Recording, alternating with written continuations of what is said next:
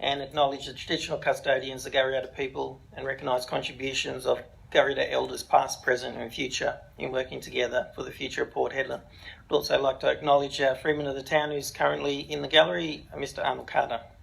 Thank you.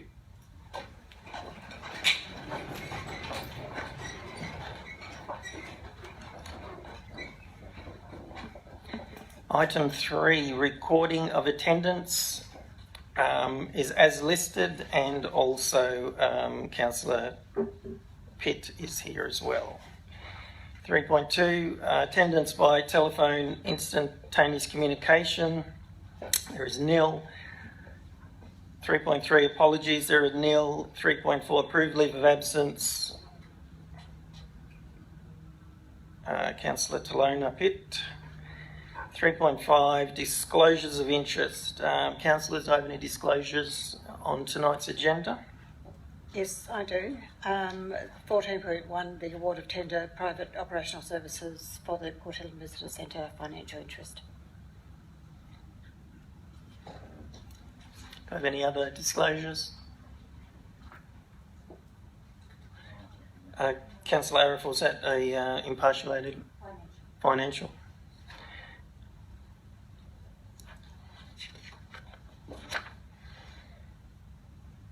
Item 4, applications for leave of absence. Do I have any applications? No? Thank you. Item 5, response to previous questions. 5.1, response to questions taken on notice from the public at Ordinary Council meeting held on Wednesday the 30th of April 2019. From Miss Jeanette Newbury, and the answer is provided. 5.2, response to questions taken on notice from elected members at the Ordinary Council meeting held on Wednesday the 30th of April 2019 from Councillor George De Cash, and an answer will be provided at the next OCM.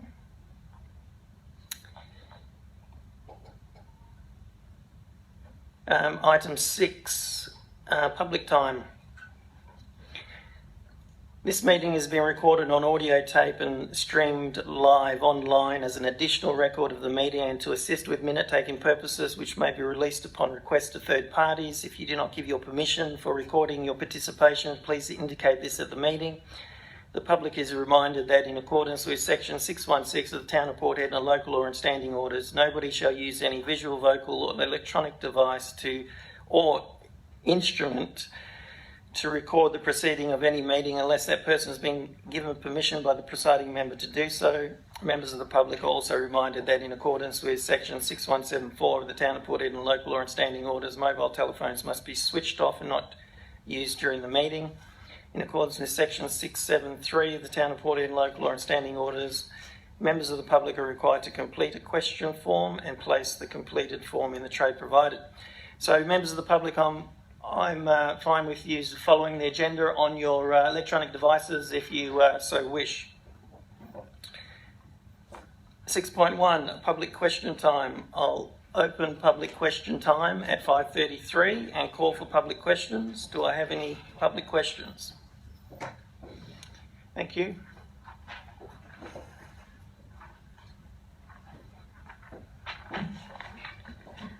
Hi, my name is Lauren Shannon. I'm from 49 Moore Street, Port Hedland. My question is about the Stephen Street item on the agenda tonight. It's a bit of a long-winded one, but I only have one. So I'm concerned about the two agenda items in tonight's meeting that were both added as late items, and how the discussion of the agenda item response to WAPC on draft improvement plan for the Port Hedland West End will affect the discussion of the agenda item to do with the Stephen Street Village. Can Council please clarify why the Stephen Street item has been added when Council has clearly stated in both agenda items that there is conflicting and inconsistent information in the draft improvement plan which affects the future use of the Stephen Street site, and why Council has not requested the WAPC to confirm if the site can continue to be used for its current purpose before putting it to a vote to choose to demolish and rebuild or whatever you want to do.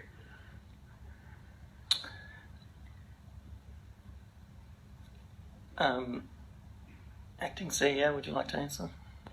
Through the chair, there are a lot of moving pieces to both of these. So in terms of the retirement village and that item, that was in response to previous decisions that have been made by council for us to bring that back. Yeah.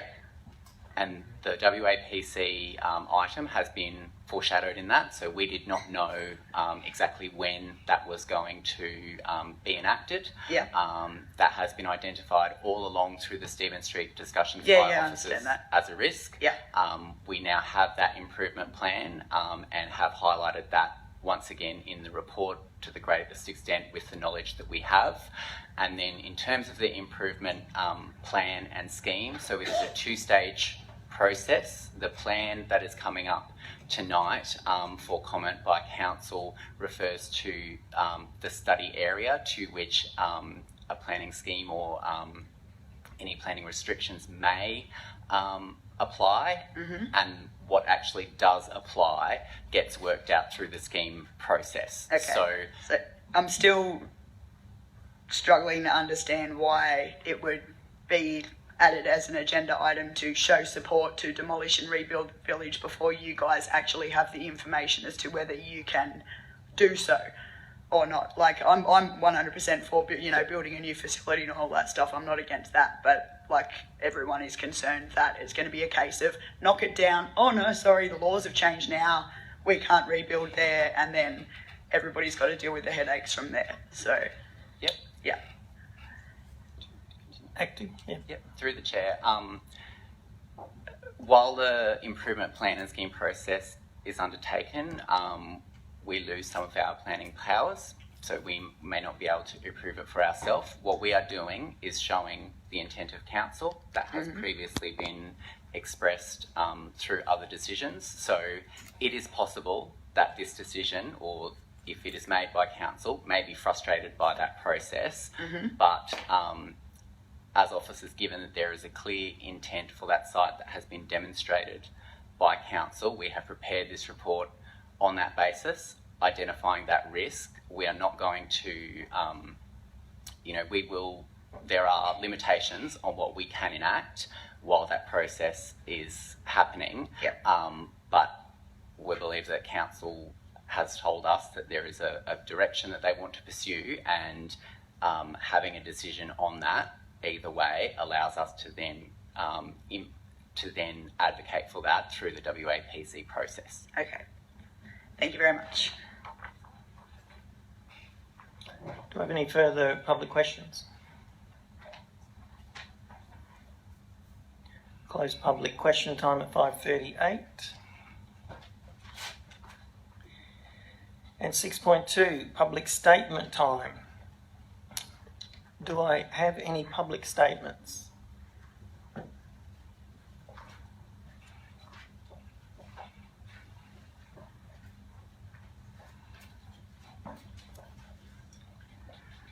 Thank you, Mr. Mayor. Arnold Carter, Port Hedland Ratepayers Association, 47 Moore Street, Port Hedland. On behalf of our members, we wish to lodge an objection to the proposed diabolic destruction of the West End as per your draft improvement plan 1P50. The timeline requested for a response from council was quite ludicrous. 14 days to peruse and respond on such an important document with no community discussion at all is completely not acceptable. We endorse part 2 of the recommendation, as for such an important decision on the future of the West End, the community must have an input, as such a decision. It is quite amazing in the Port Hedland Dust Report there is no reference, and I repeat, no reference, as to the further requirements by the companies creating the problem to assist in the elimination of the dust. With the continued addition export plan, the situation will get worse during the 18 to 24 months indicated in your proposal prior to it being gazetted, and we recommend that you do not agree to the proposal. My second one is we endorse part 2 of the recommendation of such an important decision, and we trust that you will do along the same lines. My second presentation is we wish to advise that once again the Port Hedland Ratepayers Association fully continued to support the continued occupation of the residents in the Port Hedland Stephen Street Retirement Village in the current location. On perusal of the estimated costs and the possible introduction of the town planning amendments, no buildings are permitted for aged people to be replaced. I think it was just discussed recently. We consider further discussion should be had and alternatives discussed permitting the continued occupation of our senior citizens in their current location, as they are, after all, important responsibilities of this council. Thank you. Thank you, Mr. Carter. Do I have any other public statements?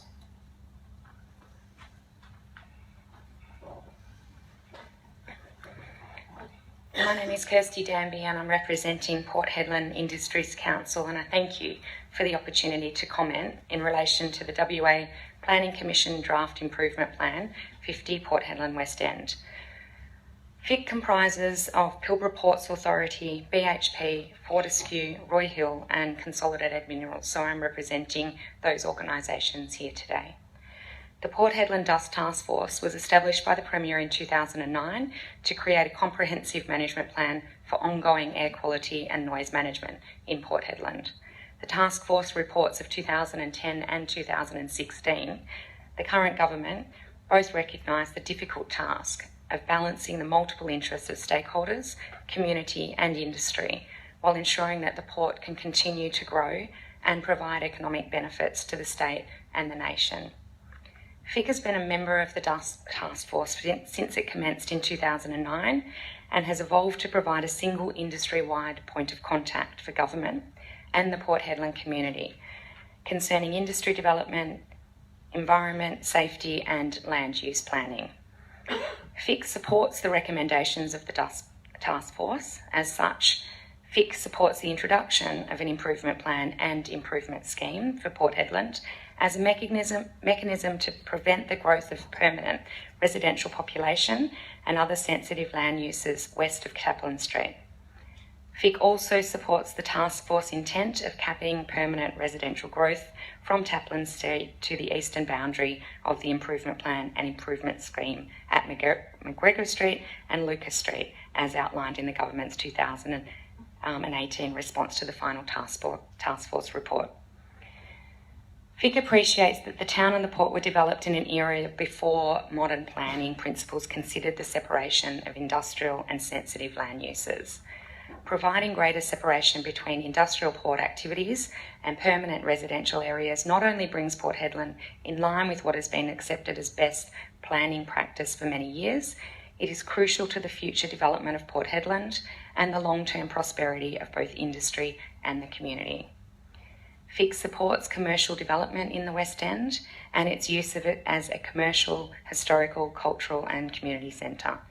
In line with this, industry has made and continues to make substantial investments in the West End to support this objective. Introduction to the improvement plan and improvement scheme recognises that the success of the port is vital to the sustainability of Port Hedland as a community. The Port of Port Hedland is one of Australia's most vital pieces of economic infrastructure. Building on this economic value, the Port of Port Hedland delivers to the WA economy is the best interest for all parties. In 2017, an economic study of Port Hedland Port prepared by ACIL Allen revealed that the port delivered 5,000 local jobs and contributed $418 million in direct economic output and $586 million in indirect economic output directly for the town of Port Hedland, and this was in 2015-16 financial year. ACIL Allen further demonstrated that enabling the growth of the port over the next 10 years is forecast to generate an average of $1.2 billion per annum for the Pilbara region, $2.4 billion per annum for the state, and an average of $3.7 billion per annum nationally. Locally, this translates to $11 billion for the region in the next 10 years. The growth of the port will also provide real jobs, potentially delivering an additional 1,500 local jobs per annum. This growth enables job security for local families and local businesses, and it will provide a positive environment to attract additional investment, potentially diversifying industry and business opportunities for Port Hedland. This highlights the strategic importance of the Port of Port Hedland in continuing to deliver economic growth for the nation, state, and of course the people of Port Hedland. While iron ore continues to be the dominant commodity exported through the port, other exports important to the region include salt, manganese, copper concentrates, livestock, and more recently, lithium. Industrial tourism has also seen cruise ships visiting Port Hedland, and emerging technologies are likely to further drive diversification of commodities over the next decade. By implementing the right strategic development plan for Port Hedland, we can ensure a vibrant vision for a thriving community. We see this as a once-in-a-lifetime opportunity to get this right. We recognise that this is important for all parties. FIC believes that industry and community are aligned in the desire to provide a certainty around the proposed boundary for the improvement plan and improvement scheme, and to ensure that the process is not protracted. In summary, FIC believes that the WA Planning Commission's improvement plan, as tabled tonight at Council's meeting, is in the best interest of the state and the Port Hedland community. Thank you. Thank you. Do I have any further public statements? Yes, thank you. Thanks very much. My name is Tim Langmead. I'm representing the employees and executive of Fortescue Metals Group. Thanks very much for your time. Just a very short statement, really, just to highlight the fact that as a company we're very proud and our people are very proud of the contribution that we make to Port Hedland. We've got a large residential workforce here. We employ people out of the local high school. We've got a large trades training program. So what the development of Fortescue has done and other producers as well is to create growth in jobs and economic opportunity to help keep this part of Australia growing and to keep us moving forward. So as a company, what we're looking for, I guess, we're dealing with an issue that has come out of a government process. But as a company, it's very important for us and for our ability to provide a continued increase in jobs opportunities and economic opportunity to have certainty of the way forward. So really that's the message from Fortescue is for us, it's about having certainty of a way forward, and that's why we endorse the comments that Kirsty Danby from the Port Hedland Industries Council has made this evening. Thank you. Thank you. Do I have any further public statements? Thank you. Yeah, Adrian Hatwell on behalf of the Port Hedland Chamber and Commerce. We've heard a lot about the port today, and we just want to stand by and support the recommendations. As a business community in this town, I think it gives us certainty over the port and the use of the port and growing the port, which will be great for the business. I don't want to go too much into it, but just that the Port Hedland Chamber supports the recommendation. Thank you. Thank you. Do I have any further public statements? Okay, thank you. I'll close public statement time at 5:49.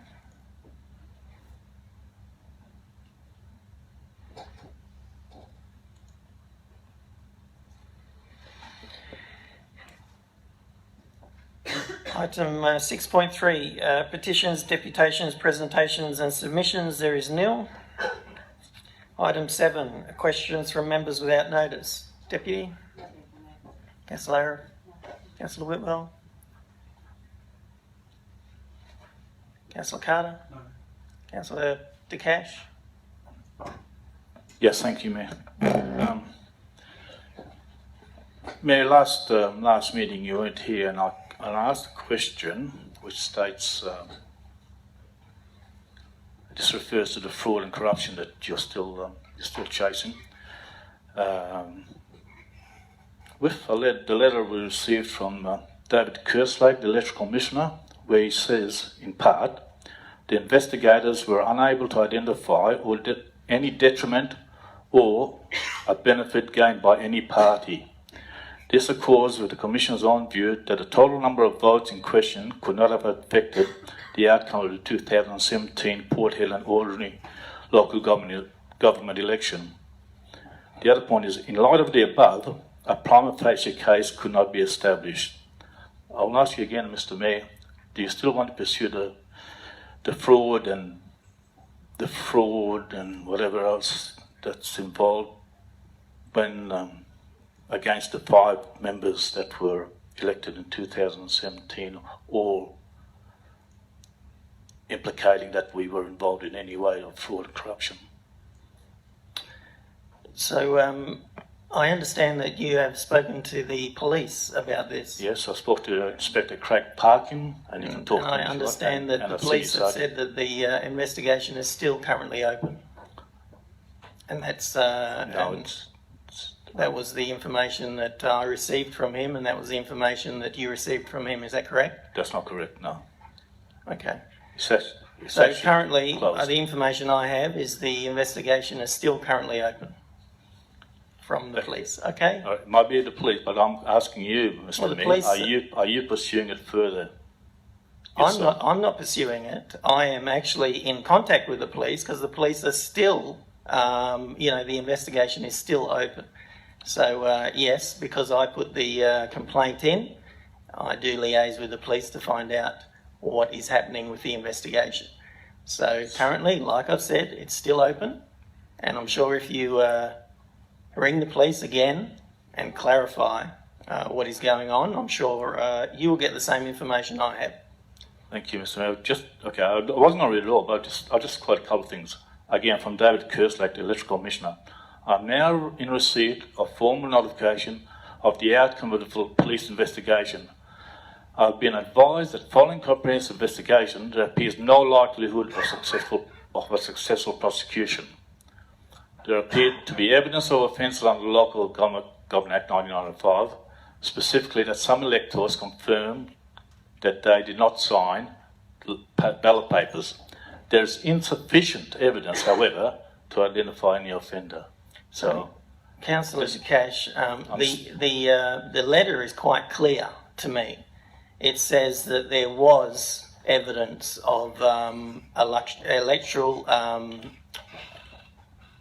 There was evidence that the Local Government Act. There was. Can you read it? It is. no. Can you read it again? Because it is quite clear to me that there was issues with the election, and it states that in the letter. But I'll read it slowly. What it was. I'm now in receipt of a formal notification of the outcome of the police investigation. I've been advised that following a comprehensive investigation, there appears no likelihood of a successful prosecution. No likelihood by the police and itself. It just irks me that further. You need to read further to the relevant point, Councillor De Cash. Well, I'll go through all of them. There appeared to be evidence of offences under the local law. That is correct, Councillor. Hold on, let me finish. That is correct. There appears to be evidence. Okay. The investigators were unable to identify any detriment to or benefit gained by any party. That's the 5 of us that you include in this corruption and fraud or whatever. This accords with the Commission's own view that the total number of votes in question could not have affected the outcome of the 2017 Port Hedland ordinary local government election. In light of the above, a prima facie case could not be established. So, Councillor De Cash, your question is? Are you still pursuing fraud and corruption against the party? And the question's been asked and answered, Councillor De Cash, and I've said that the police are still investigating.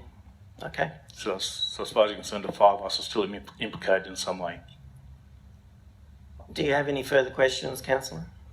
Yes, I do. I'd just like to ask if Council can discuss with the main shopping centres in Port and South Hedland to provide 4 to 6 car parks for seniors at the main shopping centres. I know that we've got the stable car parks, but there's some seniors that aren't stable in some ways. But when they're trying to duck and dive about with cars coming in and out. If we can have seniors car parks side by side with the disability car parks, if that's all right, We because can, Councillor, we can ask the question. Yes. that's right. It'd be a great advantage for the seniors. That's all I've got for now. Thank you, Mr. Mayor. Thank you, Councillor Hubbard. Councillor McDonough. Councillor Pitt. Yes, I do. Just to go on with Councillor De Cash says, I don't feel that your response is correct in regards to the police investigation still being reopened, considering questions taken on notice by the Honourable Robin Chappell to the Minister for the Environment, representing the Minister for Police. On Tuesday, the 12th of February 2019, it says here, in regards to the questions asked by the Honourable Martin Eldridge to the Minister in reference to this electoral fraud, Section H, Section F, did the police send Mayor Blanco a letter stating that the investigation had been reopened? And the Minister answered, for West Australian Police Force, that there are no records or running sheet entries that the Mayor of Port Hedland was ever advised by South Hedland detectives, either by letter or by other means, that the investigation had been reopened. That is actually correct. It wasn't the South Hedland detectives, it was detectives in Perth through the FOI process. Okay. So what are the detectives in Perth got to do with local Well, government that is a election? question that you'll have to ask the police in Perth and the police that supplied me the information when I requested it through the FOI process. Also, there was a letter given that I don't have here from the CEO that Councillor De Cash requested, that was dated last year on the 23rd of August. And the Electoral Commissioner had stated in there the reason Council hadn't been informed of any electoral fraud was because Port Hedland Council wasn't a part of the investigation. So why would the Electoral Commissioner send a letter to our CEO last year in August stating that when you're saying that Port Hedland Council was a part of that? The CEO of Port Hedland sent a letter to the Electoral Commission requesting information on the electoral issues, and that is the response that he received on his request. Did it not say that the Port Hedland Council were not advised of the fraud because they were not the ones being investigated for it? It's some similar lines. I don't have the paper with me. I can't answer that question. I just, if you want to ask me a question directly related to the information, Were you aware of that letter I'm then, happy Mayor to- Blanco? Were you aware that the CEO received that letter last year in August? I'm sure that when the CEO received it, he would have issued me a response from the Electoral Commission. He normally does. So then why has Port Hedland Council been accused or involved with any type of electoral fraud when last year the Commissioner said in that letter they weren't the ones being questioned? Councillor Pitt, I'm happy to receive any information that you You already have the letter. I'm happy to receive any information that you may have that suggests any of the council members were involved. The from anyone. CEO has the letter. That is the information given. Do you have any further questions? Yes, I've one more. answered This your has been question. through 3 different investigations. It's been through a police investigation, parliamentary questioning, and also an Australian Electoral Commission investigation, and all have come back negative. So what are you trying to prove? WA Electoral Commission. Yeah. Yes. So what are you trying to prove? The investigation's still open, like I have stated. Do you have any further questions? No, I don't. Thank you. Okay.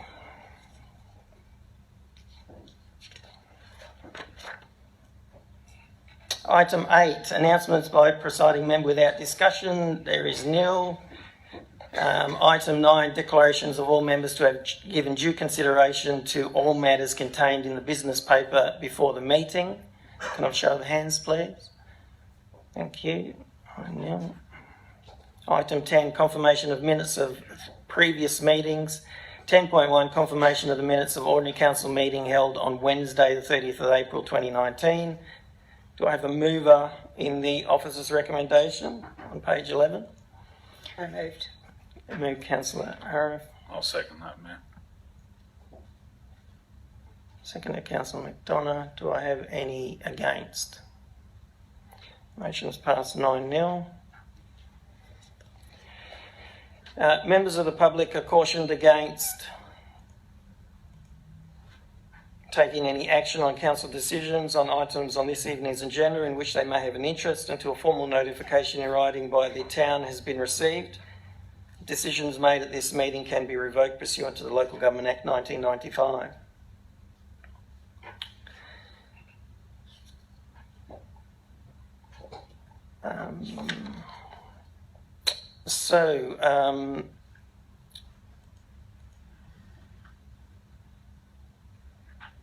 I'd like to bring forward a couple of items because we have a few people here waiting. Item 14.3 and 14.2. 14.3 is the award of tender 1845 to provide the operational services of the Port Hedland Visitor Centre. And 14.2 is the West End Improvement Plan,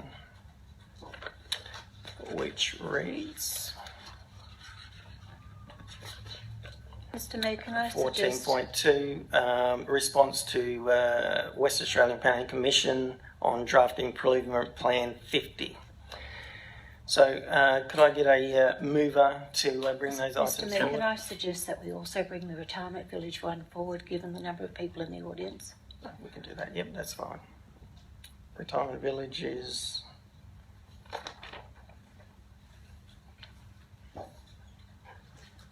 $14.3. No, 14.5. Point of clarification, Mr Mayor. Yes. 14.3, is it still a confidential issue? Because I want to discuss it. We can close it if you want a discussion in the confidential stuff. We'll do the first two, the 14.2 and 14.5 first. Okay, thank you. Okay. Do I have a mover in bringing those items forward? So moved. Moved, Councillor McDonough. Do I have a seconder? Councillor Pitt. Do I have any against?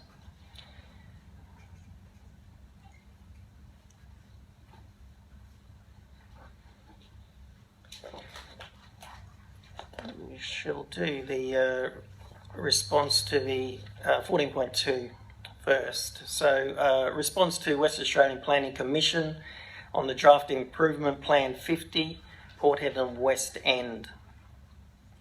So, Mayor, could I please recommend that we split these into two separate motions?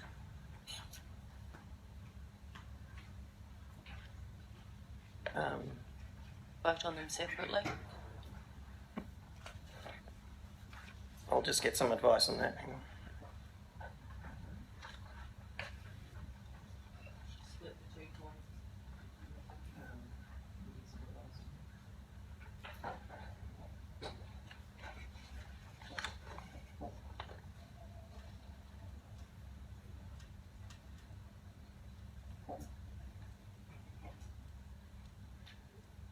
Through the chair, they can be executed independently of each other, therefore they can be split.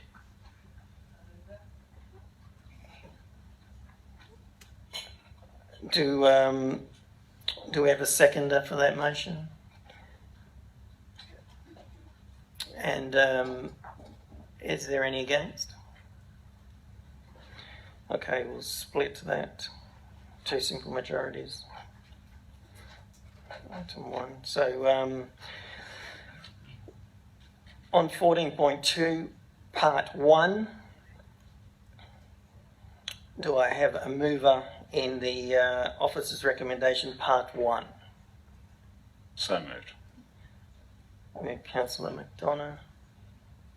Do I have a seconder? Councillor Hebbo. Do I have any against? Speakers. Can I, who put their hand up first? Was it, okay, Councillor Pitt first? All right, speakers against. So speakers for, Councillor McDonough, speakers for, Councillor Hubbard, speakers against, Councillor Pitt. Councillor McDonough? Yes, thank you. In relation to the draft improvement plan from the West Australian Planning Commission, this issue has plagued the town of Port Hedland for decades and provided uncertainty for homeowners, small businesses, government and industry. Uncertainty is detrimental to all, with no proponents wishing or able to invest money, as the future is unclear. When we simplify all the complicated terms, the West End Improvement Plan basically means we are attempting to remove the growth restriction on the port. We're investigating the changes in land uses to better support industry's growth requirements in conjunction with the obvious conflict issues that have developed as industry has grown. The West Australian Planning Commission is responsible for all aspects of the improvement plan and the consultation with the community on the next steps. But we know the plan for Hedland requires an array of local initiatives supported by the local government and community, focused on strengthening the local community through growth opportunities and diversifying our economic base. Population growth is essential to the survival of the town and small business operators. If we have population growth, we can reduce the impact of rates rises. The West End Improvement Plan supports economic growth and diversification that will be required at a regional and local level to capitalise on Port Hedland's unique strengths and advantages and pursue new economic opportunities. Importantly, united support from Council will trigger commitment and contribution to many industry stakeholders across the region, with higher levels of financial support and resourcing towards the critical development required to build a livable and attractive headland. The focus should not be on objecting to this plan, as the item states that the Planning Commission will likely endorse the plan regardless. The focus should be on achieving a balance between the economic development of the West End, job creation and the environmental and social prosperity of the town. While we continue to object to planning improvements that allow the port to grow to its full potential, we lose investment opportunities, business development, job creation, and this is not how we will deliver prosperity. Diversification of our economy is critical for the survival of Port Hedland. Discussions had with different industries suggest we have massive potential to attract new businesses into Hedland. Supporting industry growth through port expansion means we need to sort out the West End conflict issues, remove the roadblocks, allow job growth that leads to population stability and growth, financial sustainability for the town and financial security for our people. This is not a plan that turns the West End into stockpiles. The West End has the potential to be an amazing tourism and cultural hub that will support real opportunities for our people. The possibilities are endless. But if we continue to put up barriers and walls, the West End will continue to limp along with no one 100% confident of what the future holds. Thank you, Councillor McDonough. Speakers for, Councillor Hubbard. Thank you, Friend Chair. I concur with Councillor McDonough. This is just a draft plan, and it's not really a question, it's just asking us to support it. It's starting an improvement scheme that will, sort out the land use conflict issues of that area and start the ball moving. There's lots of unanswered questions from the community, lots of unanswered questions from industry as well. We all want to move on as a community, and I believe that this particular recommendation supports that. Thank you. Thank you. Speakers against, Councillor Pitt. Thank you, Mayor. I have voted against this recommendation 1 tonight because of concerns of community not being able to be consulted, considering the time frame that the state government have given to respond to this draft IP50. The thing with that is community, not only industry, but community actually, it's their livelihood, this part of town. People live here, people have grown up here, and it affects it seems to be affecting their emotional, mental and spiritual well-being, because that's their environment that they have chosen in all of Australia to reside in.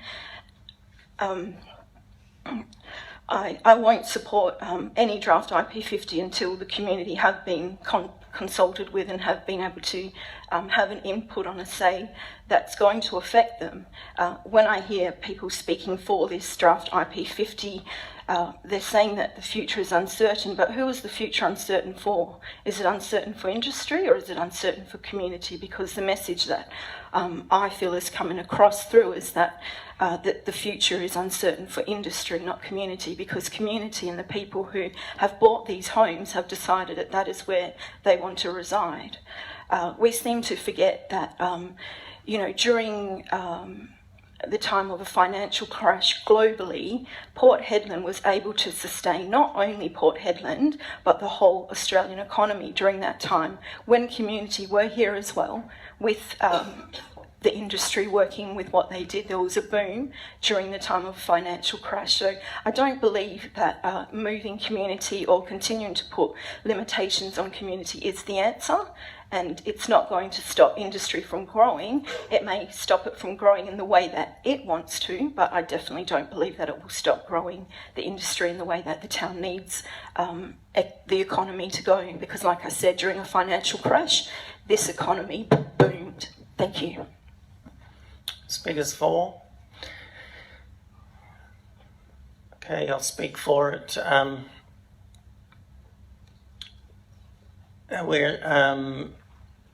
When we simplify the complicated terms and changes in this West End Improvement Plan, it basically means that we're attempting to remove the growth restrictions on the port.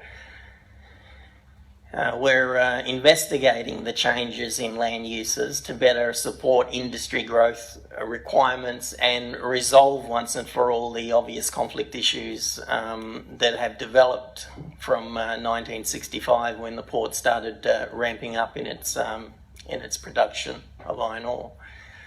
The opposition to the port expansion has been well advertised by a lot of objecting parties. But a resolution to this problem is required, so the port of Port Hedland is able to grow to its full potential. And I do like the title of the biggest bulk port in the world, and I like the ambitions of the port to go to 1 billion tonnes a year, not just in iron ore, but in a combination with all other industries that will diversify our economy. Things like, the cattle exports for the pastoralists, the emerging lithium industry that's already been spoken about, the exciting new copper mines that have been developed now, a few hundred k's out of Hedland, which will benefit our region as well and our port. Obviously, we've got manganese, gold. We're trying to develop we are developing the domestic and international seaborne freight that come directly into Port Hedland through Lumsden Point. And we've got oil and gas production offshore. So all of this means is more jobs for our kids coming out of school. It means population stabilisation. It means foot traffic for struggling small business operators to better support and enhance profitability. That leads to more job opportunities. The responsibility to grow the Port Hedland port is not just the council's. It requires community support, which is clearly obvious here tonight. It requires the silent majority to speak up. It requires people to understand their financial situation is indirectly affected by any restrictions in the port production. Billions of dollars in royalties are generated from the Port Hedland port. This financially supports the state of Western Australia and also Australia. And we have a wider responsibility to ensure we build capacity and develop all the opportunities that contribute to our country's growth and wealth. Locally, the port of Port Hedland generates a vast majority of the full-time jobs in Hedland, and directly and indirectly supports our local businesses. without the Port of Port Hedland wouldn't actually survive very well. So, in my opinion, it's time that we changed our view and we actually started supporting the port's growth, and we started supporting things like the West End Improvement Plan that has been talked about since before 2012. And the council has also endorsed strategic plans that support this vision in the Port City Growth Plan. And if the council has actually read the strategic community plan, that also supports the West End Improvement Plan. And there is no talk about moving residents. It's about making the changes required that sees the port grow to its full potential. So a vote that supports industry and that supports the West End Improvement Plan is a vote that supports the thousands of employees that these major industry groups employ. A vote that supports small and medium businesses is also a vote that supports the growth and development into the future of these businesses in Port Hedland. So supporting the West End Improvement Plan also supports the Town of Port Hedland Strategic Community Plan's vision that has been adopted by this council.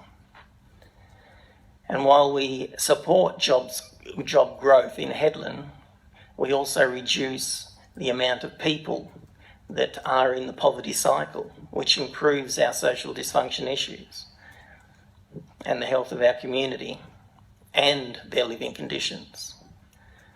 So again, I stress that we support the West End Improvement Plan as the Planning Commission has put forward. Thank you.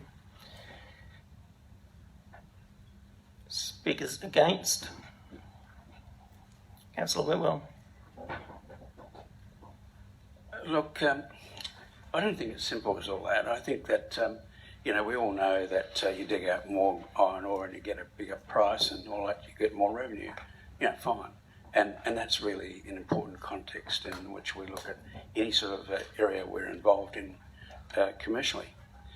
And I have no hesitation about good commercial activities and trying to actually encourage people to do things that are very contribute not only to our people here, but also to Australia and to themselves as manufacturers or whatever they classified as, that they should be getting some value out of this. And it's the value that's the issue. Because what we're dealing with is we're dealing with somebody telling us that, it's going to be grown and it's going to grow and it's going to grow and it's going to grow in physical terms. That may not be true. And we have, for example, over in Whyalla at the moment, a bit of an experiment going on in relation to the use of iron ore to complete, ingots, for example. And this puts them back, I suppose, back in the old days when in fact they were quite a big producer. But the point is that they're using solar energy to actually contribute a lot to the amount of energy that's going into those. Not totally, because we all know that steel has got carbon content as well. So, it's not strictly one way or the other, but it's certainly actually making things a bit better from the point of view of getting more out of your product and getting more for us and more for the company. Now, it's this sort of thing that you've got to watch, because we've got technology that's making a change all the time, and we just don't stay with a simple technology.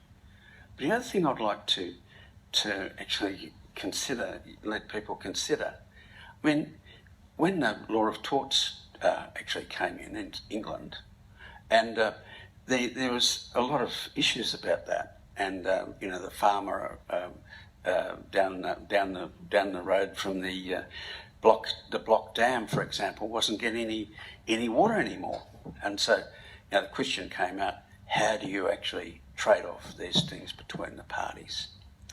And they weren't. It wasn't a contractual issue. It was a torts issue. So we've got the same situation with environmental issues here. And one of the issues we have is that we've got, for example, the people actually sort of coming second in this officer's recommendation. The people should be the first, right? Because the people we've got to look after first. Now, what I've seen in terms of what the government's been doing about this, and I could be wrong about this, but not by what I see, I don't think so. That they've been looking at the question of, how do we do it, rather than, what's the deal in a sense. And what the deal is here, and the deal was should have been in Gladstone, but they got caught out there, and it wasn't not necessarily the big doers, but it was a port who actually said this was not a problem, guys. Don't worry about that. But I remember when I had my flat up there, and I was next to one of the railways, which I won't name, who was, taking the coal along the railways.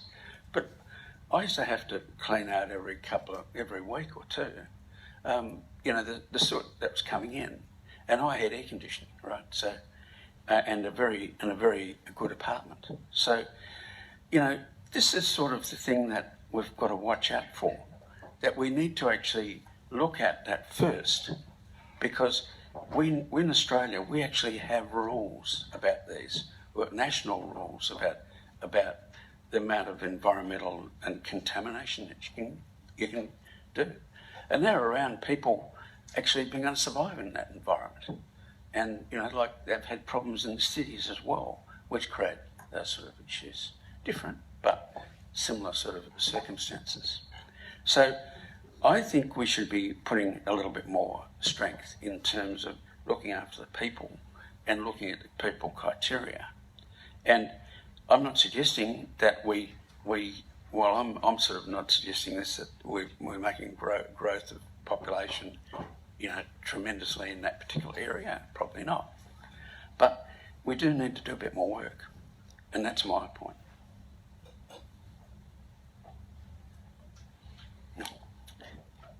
Thank you, Councillor Whitwell. Speakers for? Speakers against? Yes, thank you, Mr. Mayor. I'll speak against it. So, we've had, to use your words, the big end of town addressing us earlier tonight, speaking on behalf of the port and the mining company and everything. It's our job as councillors to speak for the rest, because the rest of the people, we don't have many of the residents in the audience here tonight. So that's our job as councillors, to speak for the other people who aren't here. The mining companies are here, the port are here, and they're advocating for it. So we need to speak for the rest. And so along the lines of what Councillor Whitwell said. So we're speaking about the Draft Improvement Plan 50. Now, I have a bit of a concern about the word improvement for a start. I don't know that it will be an improvement, but that's the word that the local government use. I would prefer the original term of special control zone, because that's what it is. But on the improvement plan, there are 9 current improvement plans in WA, and I did have a bit of a look through to see, what they were and where they were and what they took over. But none of them were in the middle of a town. None of them had residents to consider. They were all in strategic industrial areas. And yes, that probably would be an improvement out in a strategic industrial area. So it's a bit of a contrast. But in our documents here, it says here that the WAPC has not proclaimed an improvement scheme in this scenario in the past, and has shown the above improvement schemes have only been previously proclaimed over significant development areas and strategic industrial sites. So that makes this one completely different, and we really, really need to be considering it. Now, in our debate tonight, we've had lots of people councillors and audience throwing at us lots of numbers about how many $1 billion it is and how many billions of tonnes and how many and dollars and numbers and big numbers and big, lots of that sort of thing. But what we haven't had is the impact on the people. Back in 1970, the Duke of Edinburgh came to Port Hedland, and a mayor at the time, or Shire president at the time, stood up in front of him and made a speech and gave all those big numbers back then. And he spoke about, in glowing terms, about how Port Hedland was going to grow. His response, after the Shire president had finished, was, stop worrying about the dollars and the numbers, start worrying about the people. That's what we need to do. That's why I don't approve, I don't support this. Now, I have absolutely no doubt that the state government will override anything I say, but I just need to put it out there. I do not support the draft IP50. Thank you.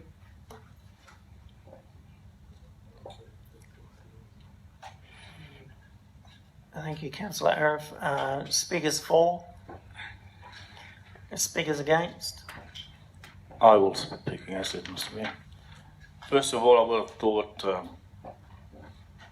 that the community and the stakeholders involved would have been talked to and discussed on this issue. But seeing it's not the case, we'll talk about it in point 2. Many people will not have read the report. So what I'll do is I'll read a few passages from it as I go along. With this recommendation, councillors, it is quite clear that special control area will extend from the port up to McGregor Street, which, as stated, will affect St Cecilia's Primary School, the Stephen Street Retirement Village, plus any other childcare centre that may be operating in the area. Councillors, we are expected to vote on this issue when on page 2 of the recommendation states, it is noted there are some inconsistencies between point 2 and point 3 in the task force report with respect to the permissibility of aged care and childcare premises between Taplin and McGregor Street. Point 2 states these uses will be prohibited west of Taplin Street, but point 3 states sensitive land uses west of McGregor Street will also be prohibited, which may include schools, aged care and childcare premises. This issue will need to be resolved through the improvement scheme processes. So, councillors, I'll get back to it. So how are we able to give an honest vote on this issue when the task force report is so unclear and inconsistent? Councillors, if you read the improvement plan, on page 3 of the report, it is quite draconian what the WAPC can do if we allow the recommendation to go through. Let me read a few points. Plan, replan, design, redesign, consolidate, re-subdivide, clear, develop, reconstruct or rehabilitate land held by the state under the Act, or enter into agreement with an owner of land not held within the improvement area plan. Make necessary changes to land acquired or held by under the Act. Do any act, matter or thing for the purpose of carrying out any agreement entered into with the landowners. Councillors, we all know that whoever owns most of the land around the West End has the most influence. It should also be a concern to all of us, councillors, that on page 5 of the report it states, no rationale or explanation has been provided for the proposed draft IP50 boundaries. For example, it is unclear why draft IP50 would need to include coastal reserves, Cemetery Beach Park, and the Sport Bank. And this land is not developed with sensitive land uses and is not zoned for sensitive land uses under the town's existing LPS 50. Yet, No adequate justification has been provided to include coastal reserves land, but not include land closer to the port operations between Wilson Street and Nelson Point, which are closer to the stockpiles of iron ore. Again, could this be influenced by the port operations? Finally, councillors, I believe most importantly, if you vote for the recommendation, that once this is gazetted, the improvement scheme will replace the town of Port Hedland local laws planning scheme number 5, and the WAPC will become responsible for determining land use planning matters in the improvement scheme area. And we, as the elected councillors, will have no say on our wonderful and historic West End. So please think about it. Thank you. Thank you. Speakers for? Speakers against? Yes, I'd like to speak against next me. First up, I would like to say, as a council under a local government, I abide by my Local Government Act, and I cannot understand for the life of me a government organisation only giving us 5 days without doing any community consultation whatsoever. It states in this report that the community is not certain of any consultation. So if we don't get consultation out of the community before we give a vote, they may not get consulted at all. How do we know what our community wants is going to be expressed? Secondly, I myself went through the 3 examples, the same as Councillor Riff, Anketel, Ashburton, and the Shenton Park rehabilitation. Anketel, wonderful situation there. They had 6 options to go by. Each option, the option that they came with, made a 3-kilometre buffer zone around 3 towns: Karratha, Wickham and Roebourne. And it even stated in there that it didn't want it visible to the community town. So that was a lovely scenario of what happened there. Ashburton, the historical town, was not touched. The Shenton Park, lovely words. I want to read this one out to you.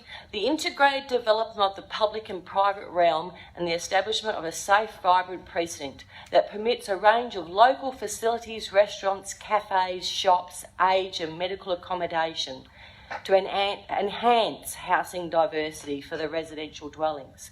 I would love to see something like that in here. Thirdly, just going on some figures, and this is it started to open up Pandora's box for me. It's stated from the Port Hedland Industries Council have quoted figures in here of 700 million tonnes on page 15. Now, the Inner Harbour can only go to a maximum of just short of 600. So we've talked, I think the Mayor talked about $1 billion. Councillor, the Port of Port Hedland has indicated by 2027 that their capacity will be around the 750 million. Well, I'm just going what's written here, Mayor, 700. So I have to go off what I've been given as evidence. So that in total would be the iron ore industries alone, not including the copper, the scrap metals, salt and everything else. So I can see where you're coming from, the billion. So to get to 1 billion tonnes, it can't be done in the inner port. So that arises to me about the outer harbour. So nothing in this. So going through the outer harbour, it states, and I believe under the dust report, it was basically Nelson Point and Finucane with the dust. It states in here that BHP's future expansion, as it was 9 years ago, the report, that all of their iron ore stockpiles, reclaimers, and all of that stuff would be going out to Badari.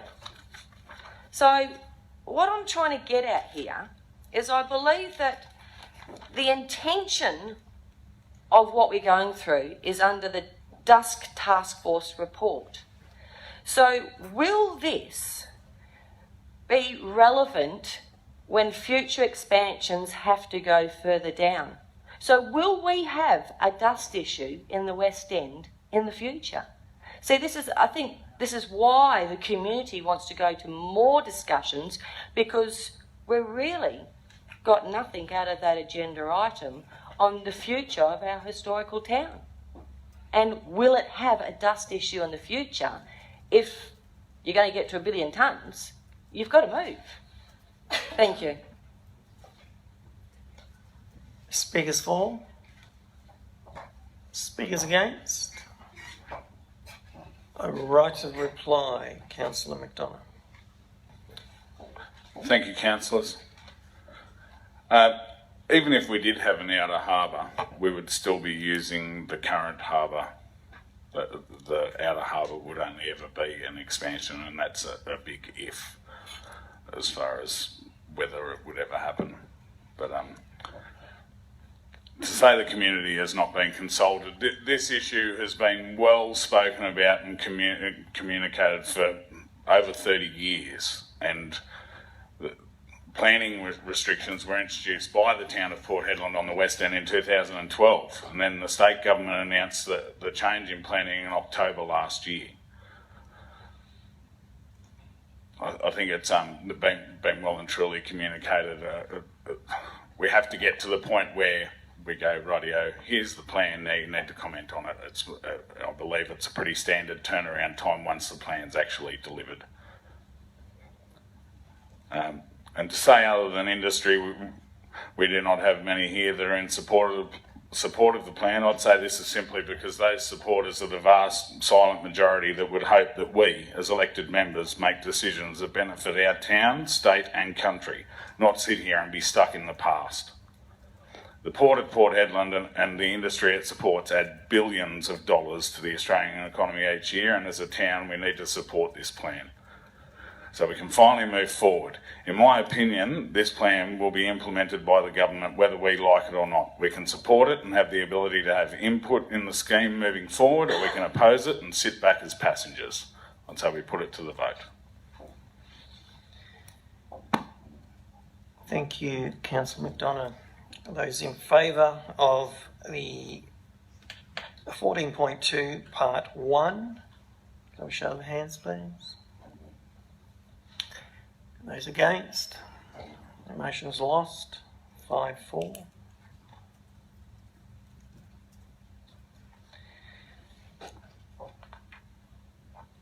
Is Part 2 relevant? Yeah. So 14.2, Part 2. Do I have a mover? So moved.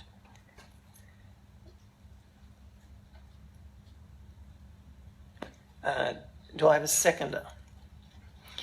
Seconded, Councillor Arick. Do I have any against? Motion's passed 9-0.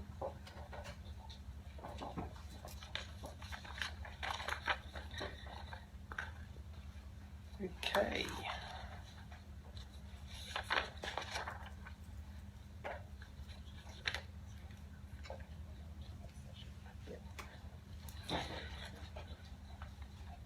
So members, obviously you heard the discussion. So the response to the Planning Commission's recommendations, Part 1 was lost, and Part 2 was voted unanimously in favour of. We'll move on. Stephen Street.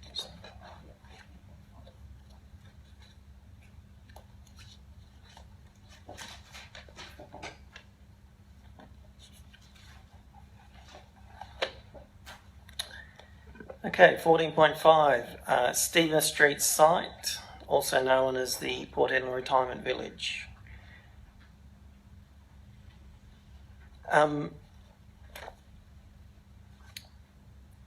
like to put a alternate recommendation up. CEO, acting CEO, and that is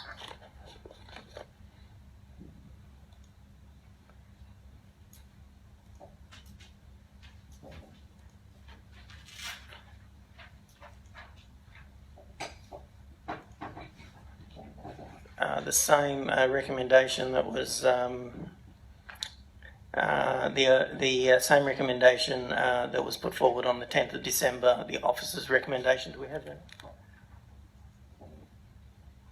Original officer's recommendation. I think there's a couple of changes in the dates, maybe. So I'd like to move that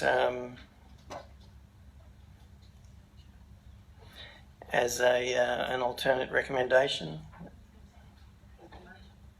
Does that change the intent? I don't think it matters too much. The intent has been changed by council previously.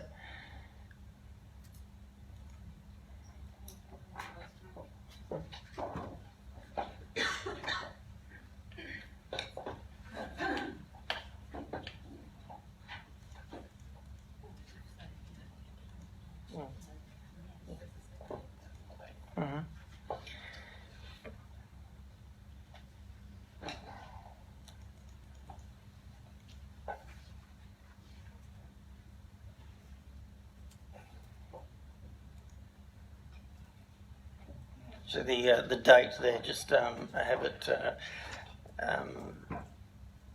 I suppose tomorrow's date.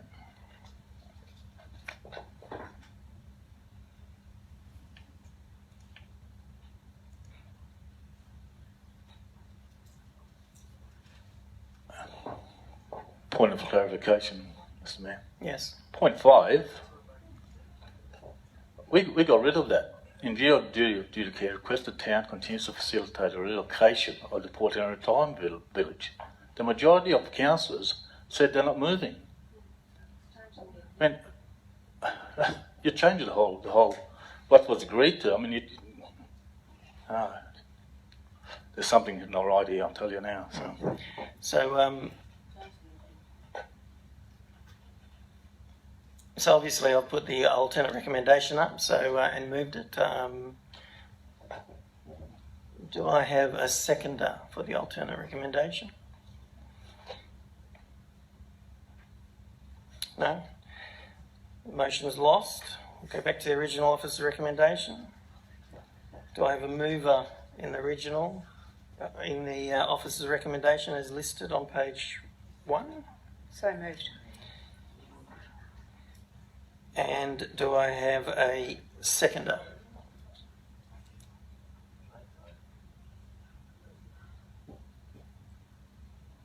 No second? Councillor Whitwell?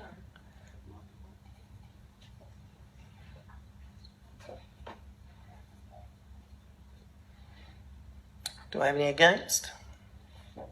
I'm against. Speakers for Deputy Mayor, speakers...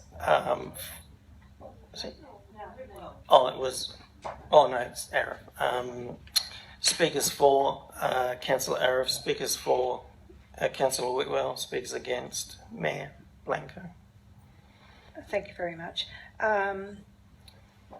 So this motion put forward is moving forward in looking after our senior cits in Port Hedland.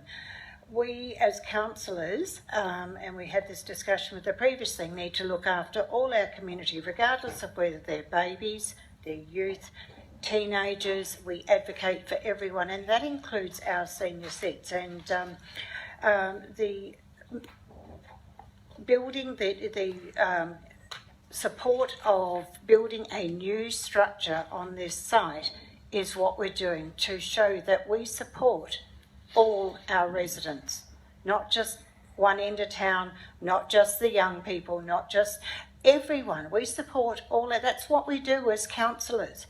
We support everyone. This is a good recommendation.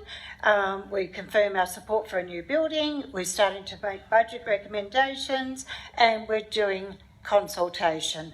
That's what we need to do. Thank you. Speakers for, Councillor Whitwell. Look, we've considered this in another forum, and certainly here we're saying that we should be looking at putting some putting money in a sense where our mouth was or is, and that seems to me the appropriate time to do that is now. If we let it sort of drag on, and we've got something else dragging on, right, we'll never get to a solution. And it seems to me that we need to start being proactive in this. We had this terrible business last year where we had people going around to their little cottages and saying, look, sorry, but you're out of here tomorrow, you know, and that wasn't good enough. And really, we've got to give some credit to people who've worked in this town for a long while. They mightn't be in the best of health, or even they're not totally incapacitated or anything like that, but they might be in growing old and getting a bit weary about it. And they actually have been working in this town for quite a long while, quite a few of them, and they still do in small ways. And it seems to me that we shouldn't be discouraging those sorts of public entities, and we should in fact encourage them. Thank you, Councillor Whitwell. Speakers against, Mayor Myler. Oh, Mayor Blanco.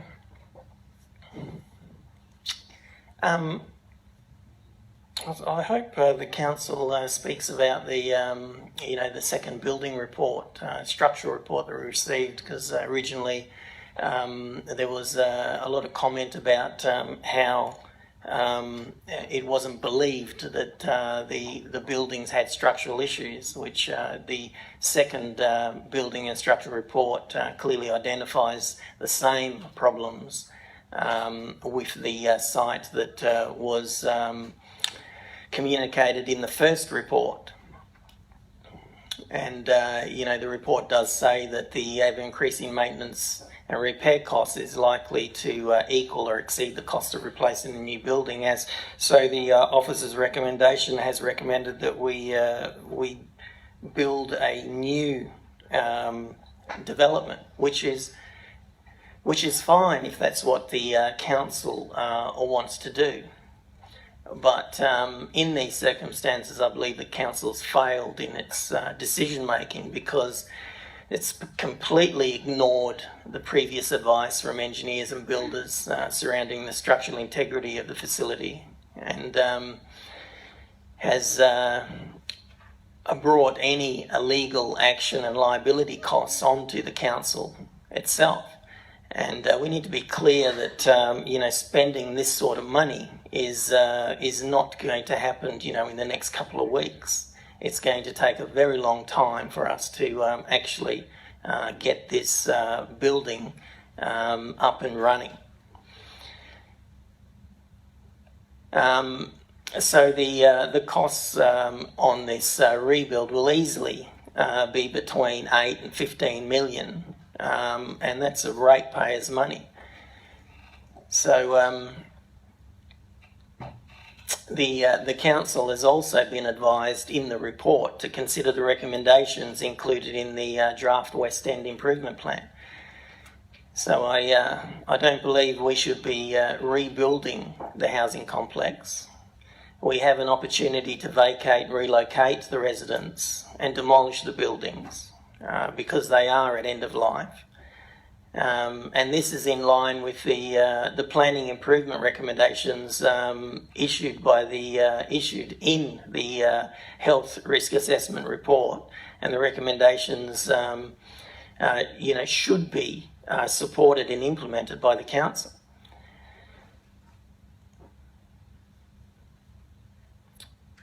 So there are many issues we need to address in Hedland.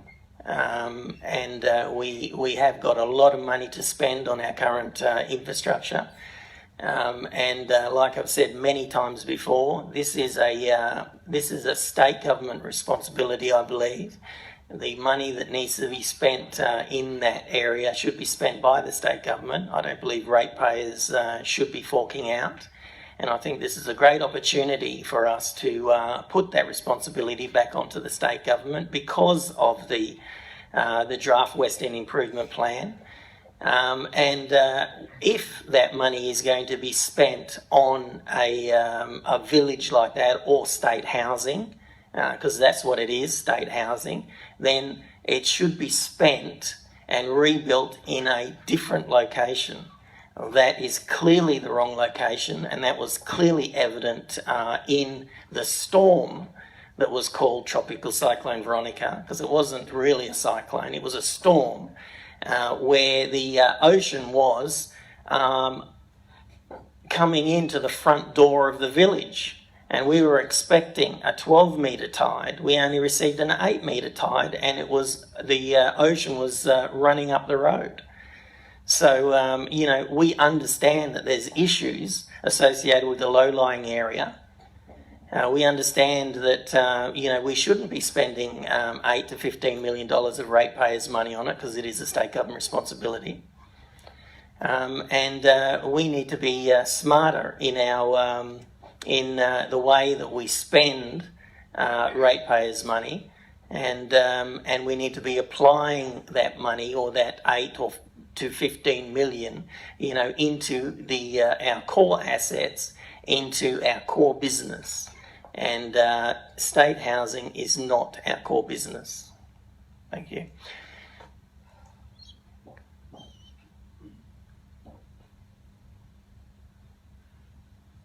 Speakers for? Speakers against? Thank you. Yes, thank you, Mayor. The proposed spend, as outlined in the item, equates to 20.2% of our annual rates income. That if all 22 units were occupied, that only represents 0.15% of the population. To counteract this, we will have to raise rates and decrease services. If this motion is carried, we're saying to 99.85% of our population that this is okay, and they are essentially going to wear the burden of this decision. What services will reduce? It's going to take away all the nice things, I guarantee you. I worry that people on council are afraid of making pragmatic decisions. We are not here to win popularity contests, but set the town up to be the best it can be. These residents have been offered near new government subsidised housing at the same rate. It is government subsidised housing for low income earners and pensioners over 55, not a retirement village. This motion is ill thought out, reckless and rushed through to appease a vocal minority. We need to go back to the drawing board and come up with a viable option that is not going to financially disable us. We talk at length about legacy issues that set the town back years, and if we approve this, then this needs to be added to that list.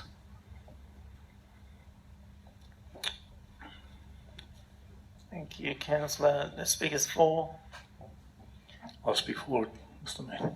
Just a couple of points. Look, these people have been in town for a number of years. I know because when I was there for the last 6 months, previously they worked here, they paid their taxes, they paid their rates, and they just wanted somewhere to go where it was safe, convenient to all amenities, and go for a walk down the beach every now and then, go fishing, and enjoy life.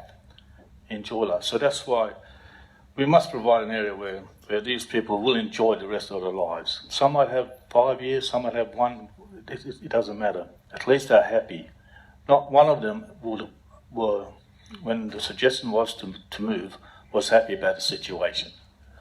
I don't think if they moved, they would still be alive. They wouldn't live the life. How can I put it? The life they would have led in the other area that was proposed would have been, to them, draconian. I don't know. I don't want to be there.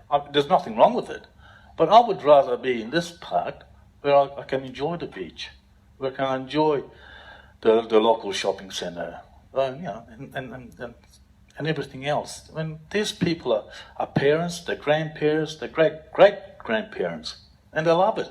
So, you know, we talk about cyclones and all that. You know, they've got the option. So I get told to move from my house, and I'm in bloody Dempsey Street, you know.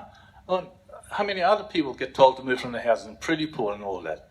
So, and if it's my choice. If I don't want to move, I don't move. If something happens, well, you know, so be it. So these people should have the same right, and I think they do. If it's bad enough that they get told to move and they don't want to move, well, that's their right. But we're just to say, for a few $1 million, and they've lived there for so many years, that, well, you know, save a few $1 million and you go out to the boondocks or whatever, it's just not right. These people are people. These people have been here for years, and they deserve the best that we can supply them, councillors. Thank you. Speakers against? Speakers for? Yeah, I'd like to speak, right, Mayor Blanco, thank you.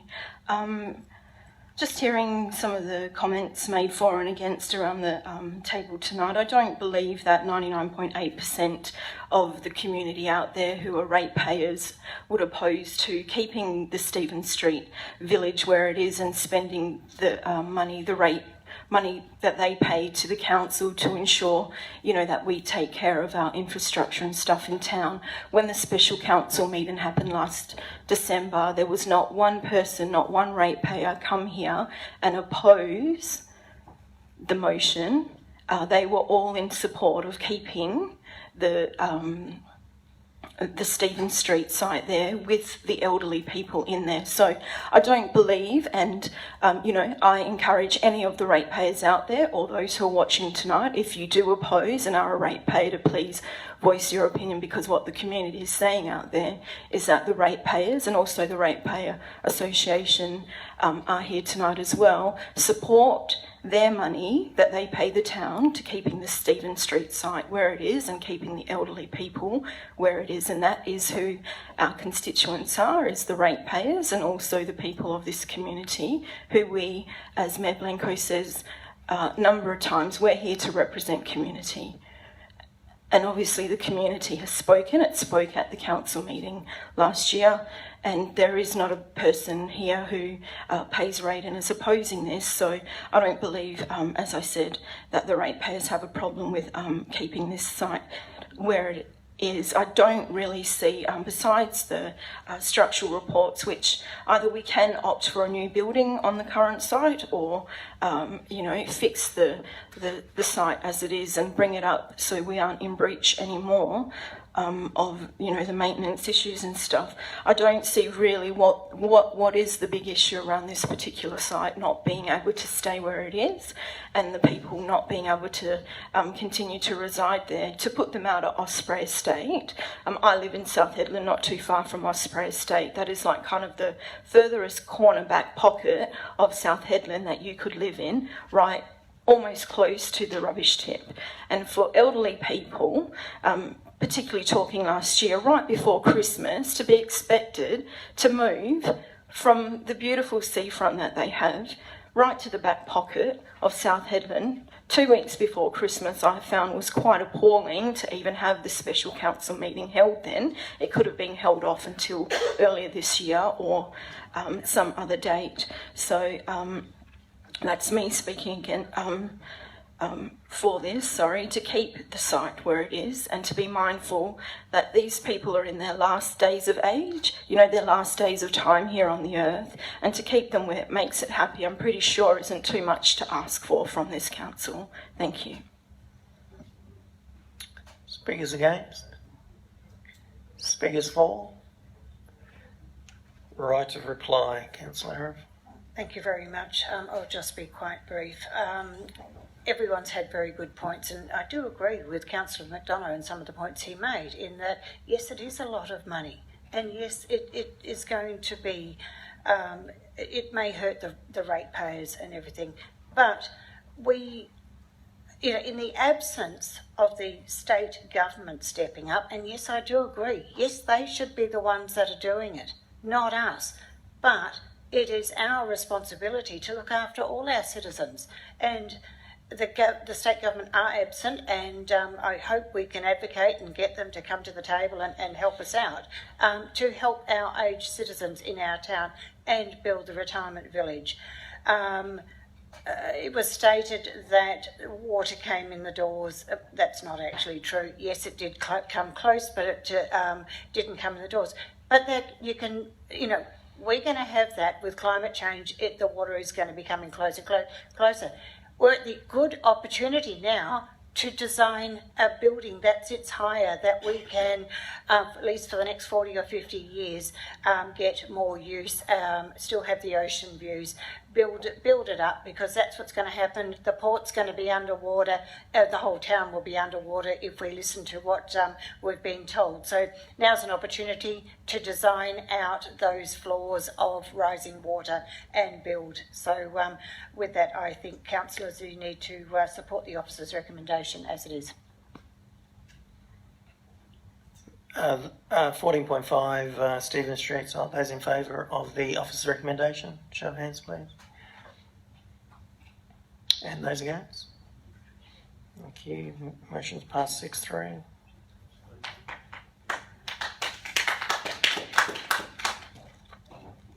Where are we now?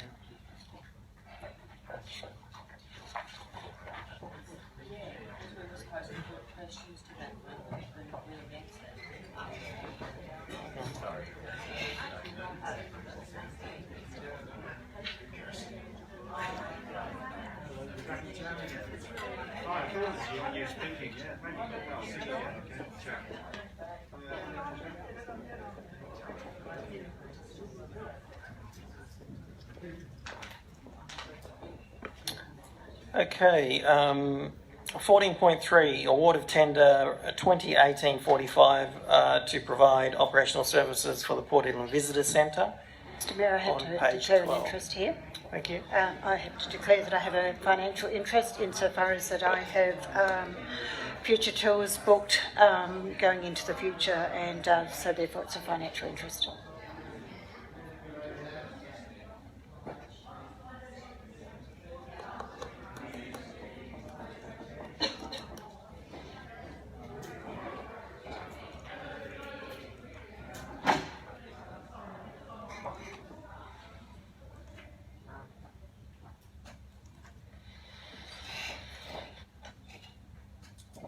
Do I have a mover in the officer's recommendation? Councillor Deputy Mayor. Do I have a seconder? Councillor Carter. Do I have any against? Yes, Mr. Mayor. Speakers for. Mr. Mayor, there's people from the audience. Mr. Mayor, there's people from the audience here. I thought this was going to be confidential.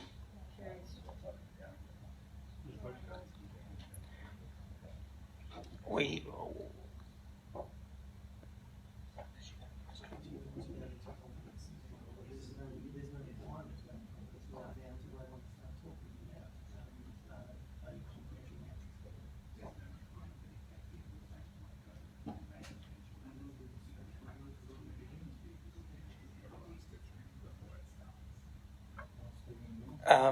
Councillors, do you have any? Do you want to discuss any issues that are in the confidential item? Yes, Mr. Mayor. Yes, Mayor. The confidential attachment, was it? Yes. Yes. Okay.